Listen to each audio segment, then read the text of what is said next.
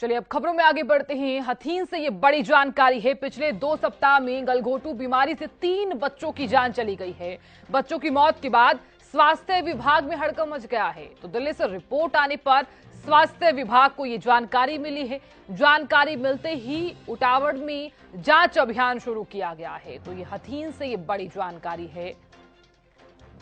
तो घर घर जाकर बच्चों को वैक्सीन लगवाने के लिए टीमें जो हैं जागरूक कर रही हैं। गांव के 6 बच्चों में गलघोटू रोग के लक्षण मिले हैं। तो 3 बच्चों की जान भी चली गई है। पिछले 2 सप्ताह में बच्चों की मौत के बाद स्वास्थ्य विभाग में हड़कंप मच गया है।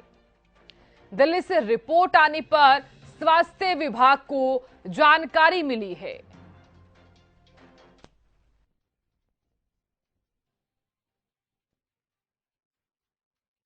टीमें जागरूक कर रही हैं। गांव के 6 बच्चों में गलघोटू रोग के लक्षण मिले हैं।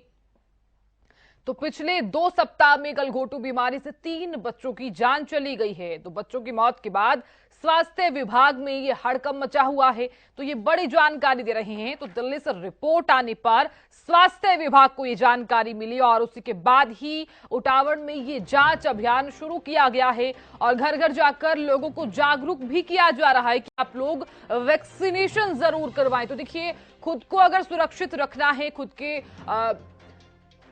सुरक्षित रखना है, अपने बच्चों को अगर सुरक्षित रखना है, तो आप सबसे पहले वैक्सीनेशन जरूर करवाइए और घर को साफ रखिए। ये सबसे बड़ा स्टेप जो है वो सावधानी के रूप में हम कह सकते हैं। मेरे सहयोगी जितेंद्र चौहान जुड़ गए हैं। जितेंद्र, ये जो गलघोटू बीमारी के जो मामले हैं वो बढ़ते हुए नजर आ रहे हैं। 6 बच्चों में लक्षण मिले हैं। सबसे पहले तो आप ये बताइए कि अब तक कितने मामले सामने आ चुके हैं और कितने ऐसे बच्चे हैं जिनकी जान चली गई है। जी साधना, आपको बता दें कि हथीन उपमंडल के उटावड़ गांव में अब तक 3 बच्चों की मौत हो गई है और करीब जो कल तक का आंकड़ा था 6 बच्चों का आंकड़ा था, लेकिन आज जब स्वास्थ्य विभाग की रिपोर्ट आई है तो उस रिपोर्ट में पता चला है कि 10 बच्चे जो है इससे जो बीमारी है इससे ग्रस्त हैं अभी तक। और स्वास्थ्य विभाग लगातार इसमें कैंपेन कर रहा है और आज भी हमारी एसएमओ से बात हुई है तो उनका कहना है कि कैंप लगाया जाएगा गाँव में। वहीं आपको बता दें कि आज सुबह ही ताजा रिपोर्ट में पता चला है कि आसपास के गांव में भी ये बीमारी फैल रही है और जो ज्यादातर कई बच्चे हैं जो इस जो ये बीमारी है इससे पीड़ित है आसपास के गांव में।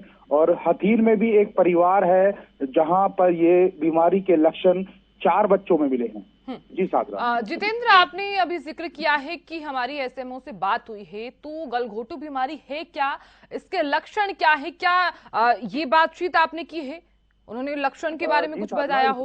इस बारे में एसएमओ हथीन से हमारी बात हुई थी। उनका कहना है कि इसमें गले में सूजन आती है और वहीं पर बच्चों को बुखार होता है, पसीना आता है और उसके बाद सांस घुटने की जो वजह होती है इसमें मेन वजह होती है गले में सूजन आने से सांस आने में दिक्कत होती है जिससे बच्चों की मौत होती है। और उन्होंने बताया कि ये अक्सर बीमारी 10-11 साल तक के बच्चों में पाई जाती है। चलिए जितेंद्र, बहुत शुक्रिया जानकारी देने के लिए।